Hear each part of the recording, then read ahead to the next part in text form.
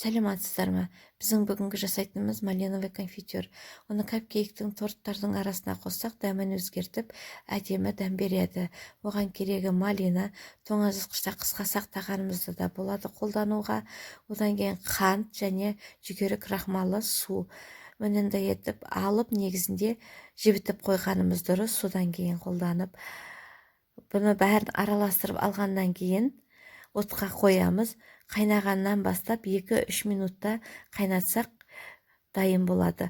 Үнемі көргендеріңізді етіп қозғап тұруларыңыз керек, асты жабысып қалуы мүмкін.